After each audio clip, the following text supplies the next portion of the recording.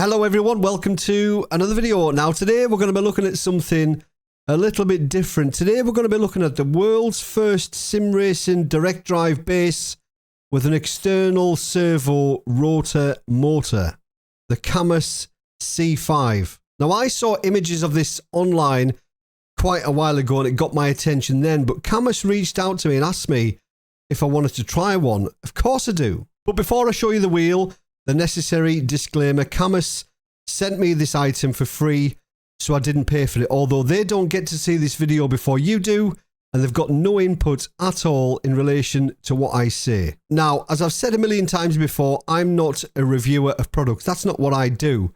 What I am, though, is a sim racer, exactly the same as you, and that's the opinion that you're going to get. Now, when I look at a product, I look at it as if I'm going to buy it with my own money, and there's only four things usually that I'm interested in. Firstly, what does it look like? Because if it doesn't look right, I'm not going to buy it. Secondly, what's the build quality like? Thirdly, how does it perform? And finally, is it value for money? So let's have a look at the wheel rim.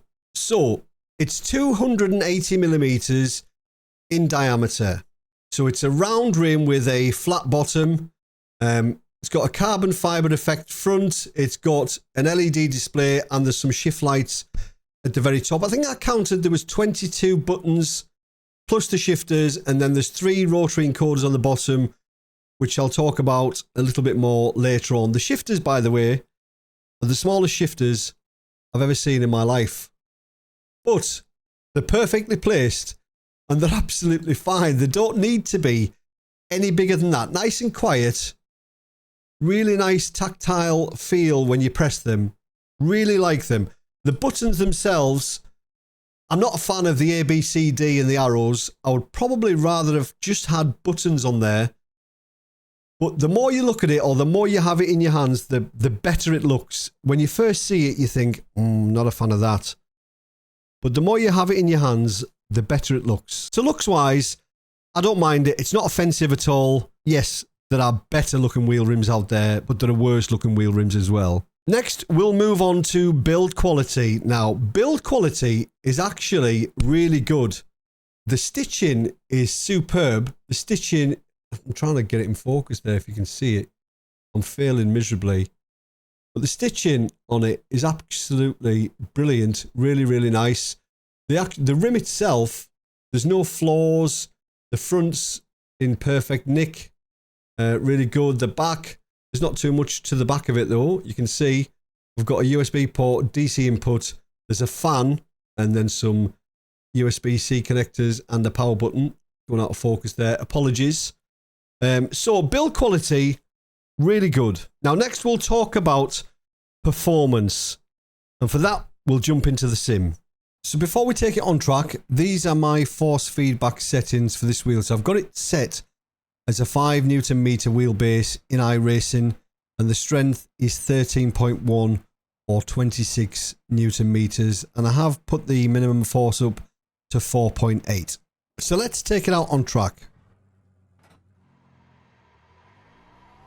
So down the bottom right you can see my force feedback strength, and above that you can see where the frames per second meter is. You can see the force feedback bar. So the green bar at the bottom is the force feedback that's being output by the simulator. If that bar's green, all is good. If it goes to yellow, that's not too bad. You don't really want it to be going into the yellow. But if it goes into the red, that means that the force feedback is clipping. And when the force feedback is clipping, you're not getting any detail. Now with this setting, it does clip like very, very slightly over the hard curbs. You know, if I hit a curb really hard, it does clip, but I don't mind it clipping for like a microsecond. It's fine. I don't mind that. For the most part, it stays in the green. Now you can see this has got an LED display with some rev lights on the top. Now one thing I have noticed is that keeps freezing. Hopefully that will just be a firmware update kind of fix there. It froze there just 1 second. Just keep an eye on it and it'll do it again. I don't know why it does that, unless it's a USB issue on my end, but I don't think it will be. There, it's frozen again there now. Don't know why it does that, but I'm sure a firmware update will fix that. I'll report that back to Cammus if they weren't aware of it.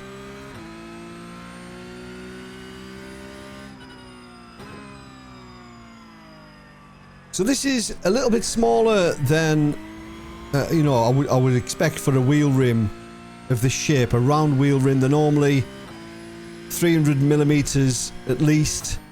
This is 280 millimeters, kind of probably about the same size as a small Formula style rim. So I think the Cube Controls rims, the Formula Sport, I think that is 280 millimeters. Same with the Asetek Formula wheel, they're 280 millimeters, I believe. But it's not too small, you know, it's smaller than I would expect from a round rim, but it's not too small. It feels quite good in the hand. Grips, or the rim itself is quite thick. It's nice, feels good. Feels really good. The paddles are in a really good place. Because they're so small, I thought that was going to be an issue, but it isn't at all. The paddles actually feel really nice. Like, really nice. So let's talk about the force feedback then. That's probably what you want to hear about. So I've chosen Sebring because it's very bumpy. If you're ever going to test any kind of force feedback device, come with Sebring, because that's curbs are really bumpy. The road surface itself is really bumpy, and I've chosen the Porsche Cup car because that doesn't seem to absorb the bumps as well as some other cars. So everything just seems to be a little bit firmer in this car.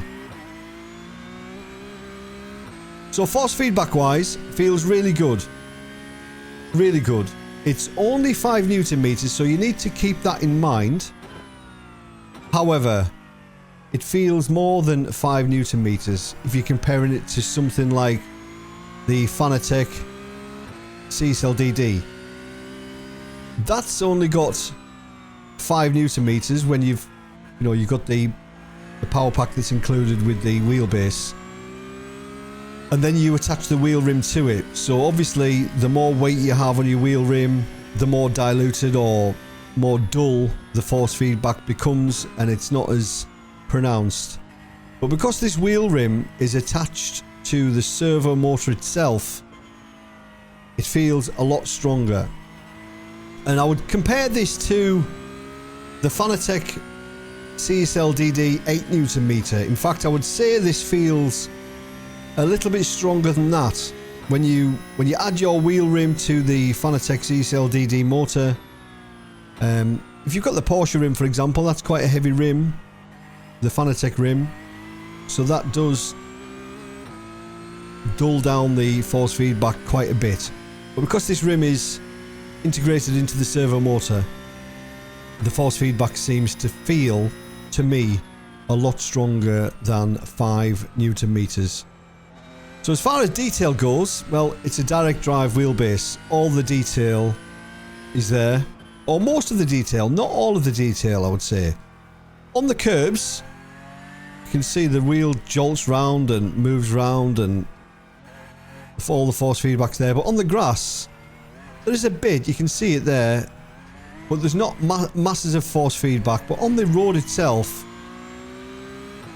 as your speed increases, I'll try and hold the wheel light. You can see that movement there is just the road detail, or the texture of the road surface.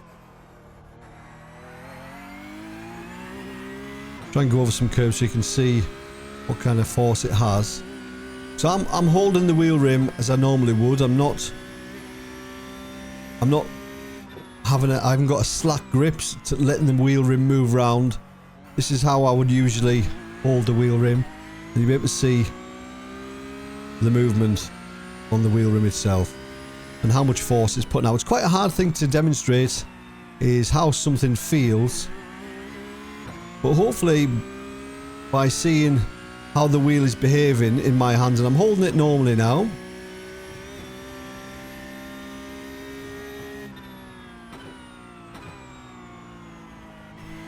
And you can see there's loads and loads of detail and feeling in the wheel. Try and go over the curbs a little bit more aggressively.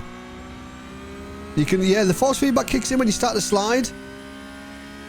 You can definitely feel that through the steering wheel. Display's frozen again there. Don't know why it does that. I will report that back in, so we'll try it. Sunset's always a really bumpy corner. You can see it there.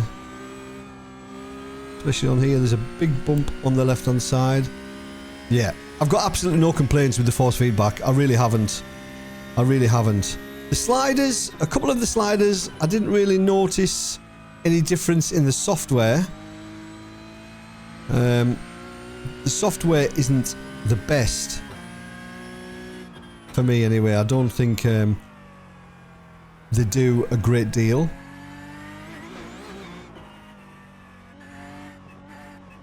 Steady on there, Dave.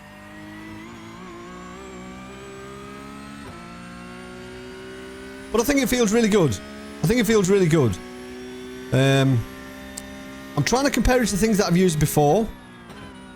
And obviously, you know, the stronger your wheelbase, the more detail that you've got, and, you know, bigger is generally better as far as detail goes. Nobody runs their force feedback way high anyway. But I would generally run my force feedback a little bit higher than this. Not a huge amount. Not as much as you would think. But because the wheel rim is attached to the servo motor, it just feels like a much stronger wheelbase than it actually is. And it feels really good. If somebody said to me, Dave, you can only use this wheelbase forever now, that's it, I'd be happy. I would use it. I would use it. There's no reason why you couldn't use this wheelbase as your main wheelbase. Absolutely not. Yes, looks aren't to everybody's taste, but it's got to be designed a certain way because the motor's right here. This is the motor. This is it. That's the motor. So there's only so much that you can do because behind here is a motor. You haven't got, you know, the space like you have with a conventional wheel rim. You know, they've had to work with what they've got and put things where they can put them. But from a driving point of view, the force feedback is absolutely excellent. Really is superb. So very briefly, we'll have a look at the software so you can see what devices we have attached right now. The C5 base with the wheel. So if we go to devices, you can see you can set your wheel rotation, press the buttons, just make sure everything's working. Now, one thing I did want to mention about the rotary encoders, when we turn them, you can see there I'm turning the right hand side rotary encoder, and it doesn't just go from right to left. It actually goes up button numbers. So if you wanted to move your black boxes with this number, it doesn't work. It just keeps going. So I don't know what I would use that for, but it's definitely not just to move something like your black boxes or brake bias. If we're going to parameters, this is where you can change all your settings. So your wheel rotation, your strength, filters and all that kind of stuff. If you go up to the question mark up the top, it does tell you what all these mean. But those are the settings that I have, and it felt absolutely fine. So performance wise, absolutely brilliant. Like I mentioned when I was going around the track, this feels stronger than the CSL DD with the 8 Nm power pack. All of the detail is there that you would expect from a direct drive wheelbase. It's responsive. I've got absolutely no complaints. Now, before we get into value for money, there's a couple of other things that I want to show you. So this is an optional extra. This is a desk mount. This is what I've had it attached to. Really good quality, well made, well designed desk clamp with a fan built in there that you just plug into the back of the wheelbase. And also these CP5 pedals. Now, these are cheap. And I'm talking cheap. To buy them from Cammus, they're really cheap. But they use Hall sensors for your accelerator and your brake. USB connection, just dead simple. So if you wanted an entry-level set of pedals, well, you're not going to get much cheaper than this. Yes, they might look cheap, but that's because they are cheap, and they'll get you going if you want to start sim racing, that's for certain. So let's talk about price then, shall we? Because this is what's going to draw people's attention. So, for the Cammus C5 wheel rim motor direct drive unit, this $249, $250. And if you wanted to buy the C5 servo base wheel rim motor turny thing with the CP5 pedals, so pedals and direct drive wheelbase, $299. And if you wanted to buy the steering wheel turny servo thing with the pedals and the desk clamp, $329. Now, I know a bargain when I see one, and that's incredible. How they can do it for that money is beyond me. So let's summarize. Firstly, looks. It's not going to be to everybody's taste, admittedly, but when you consider what they've done and the space that they've got to work with, well, you're not going to get it looking much better than that. Personally, I would have ditched the A, B, C, D and the arrows on the front. But looks-wise, it ain't bad. There's certainly a lot worse out there on the market right now. Secondly, build quality. I can't fault it at all. I really can't fault it. Thirdly, performance. It's fine. It's a direct drive wheelbase. Performs as good as, if not better, in my opinion, than the CSL-DD. And it's a lot cheaper. And talking to price, all in for the wheel, rim, motor, turny magic thing with the pedals and the desk mount, $329.